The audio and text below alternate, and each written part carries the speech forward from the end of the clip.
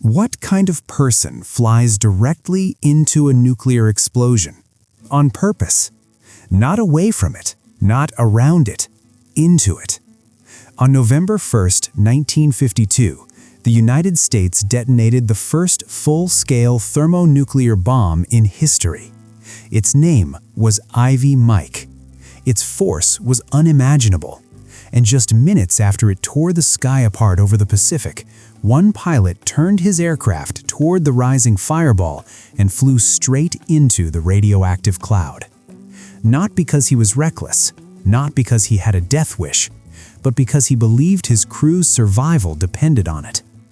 This is the story of the pilot who flew into a nuclear blast to save his crew, and what it reveals about courage, psychology, and the strange way humans respond to extreme danger. Let's begin. The year is 1952. The Cold War is tightening like a vice. The United States and the Soviet Union are locked in a silent war of escalation. Each breakthrough in physics is no longer just science, it is survival. At the center of this tension is a remote Pacific location, the Enewetak Atoll. Here, under a classified operation known as Operation Ivy, American scientists prepare to test something the world has never seen before: a hydrogen bomb. Unlike the atomic bombs dropped on Hiroshima and Nagasaki, this device doesn't rely only on nuclear fission. It uses fusion, the same process that powers the sun. When it detonates, the energy released is over 10 megatons of TNT. For comparison, the bomb dropped on Hiroshima was about 15 kilotons. This one is more than 600 times stronger. The device is codenamed Mike, and at 7:15 a.m., it ignites. The ocean flashes white. A fireball rises miles into the sky. The shockwave tears through the atmosphere. Within seconds, a mushroom cloud begins climbing, 100,000 feet upward. The island beneath it disappears. Literally disappears. The explosion leaves behind a crater more than a mile wide. Now here's the part most people don't know. Detonating the bomb wasn't enough. To understand it, to measure its yield, radiation levels, atmospheric effects, scientists needed data, real-time data. That meant aircraft had to fly near the blast, some had to fly through it. One of those aircraft was a specially equipped reconnaissance plane. Its job? Enter the radioactive cloud and collect samples. Its pilot, a man trained for this exact mission. The plan was calculated, precise, but nuclear physics is not gentle. Wind shifts, cloud formations move unpredictably, radiation spreads in invisible patterns. As the mushroom cloud expanded, it began drifting toward the aircraft's path. Suddenly, what had been a careful scientific operation became a gamble. And this is where psychology takes over. Because in moments like this, humans don't operate on pure logic. They operate on instinct, training, and something deeper. The pilot had two choices: turn away or push forward. He pushed forward. Why? Let's break it down. 1.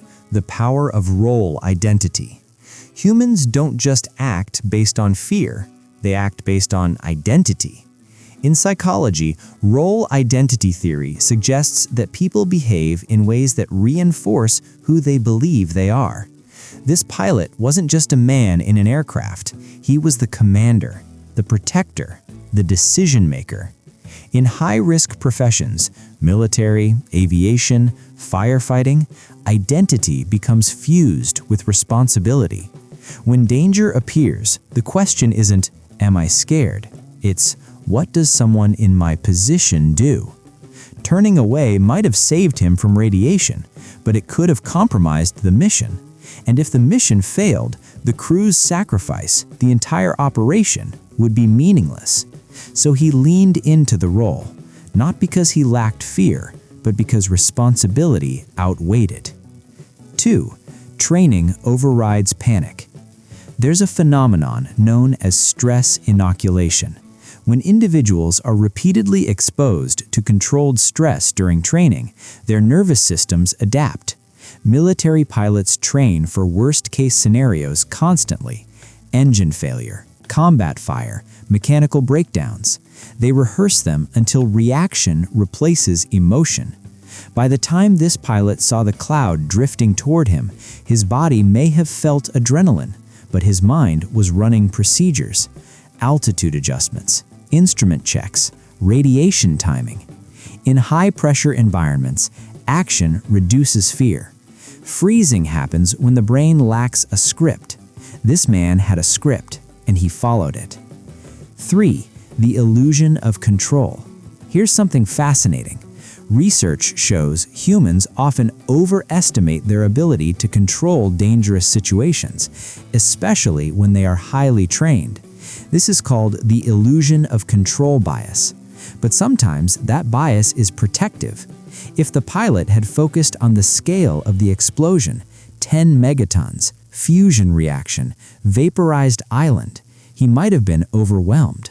Instead, he narrowed the problem. Maintain course, hit the cloud at the right angle, minimize exposure time, complete sampling, break away. By shrinking the chaos into manageable steps, he reclaimed control, even inside a radioactive storm. Part 4. Group loyalty and emotional bond. There's another layer here. He wasn't alone. There were crew members behind him, scientists who trusted him, a team whose lives were tethered to his decisions. Social psychology shows that humans take greater risks when protecting a group than when protecting themselves. It's why soldiers run toward gunfire for their unit, why firefighters enter burning buildings. Responsibility multiplies courage. The pilot's decision wasn't abstract. If he hesitated, miscalculated, or lost composure, everyone on board would pay the price. So he flew steady. Through turbulence, through radiation, through the aftermath of the most powerful explosion humanity had ever created. The aircraft entered the cloud. Visibility dropped. Static crackled. Instruments ticked under invisible contamination. Radiation detectors spiked, but they stayed within calculated exposure windows. They gathered samples. They recorded data. Then they exited. Alive. The mission succeeded. The data confirmed the weapon's unprecedented power, and the United States officially entered the thermonuclear age. But let's pause, because this isn't just a Cold War story. It's a human story. And here's what makes it profound. The hydrogen bomb was a symbol of ultimate destruction. Yet inside that destruction, human behavior followed predictable psychological patterns: identity, training, cognitive framing, group loyalty. Courage wasn't random, it was structured. Now, let's zoom out. Why does this matter today? Because most of us will never fly into a nuclear cloud, but we will face moments that feel overwhelming, moments where fear rises fast, moments where responsibility feels heavy. And in those moments, the same forces apply. Who you believe you are shapes what you do. What you practice determines how you react. How you frame a crisis changes your performance inside it. And who depends on you can unlock strength you didn't know you had. There's something else. After the test, the world didn't become safer. It became more dangerous. The Soviet Union would detonate its own hydrogen bomb soon after. The arms race escalated. The psychological tension of the Cold War intensified.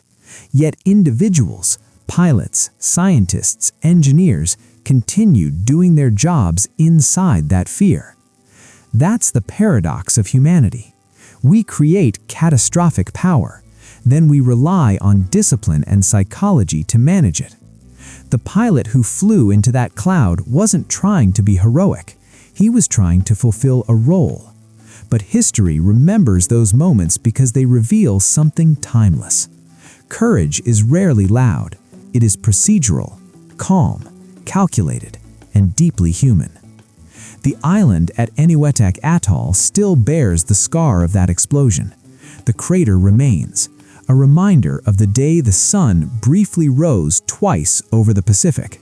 And somewhere in Cold War archives lies the data collected by a plane that flew straight into history. So next time you imagine bravery, don't picture someone without fear. Picture someone with fear who moved anyway. Someone who narrowed chaos into steps. Someone who remembered who they were when it mattered most. That's what happened in 1952. A man faced a nuclear storm and flew into it. If stories like this help you understand history and yourself a little better, consider following for more. Because behind every massive event are small human decisions, and those decisions shape the world.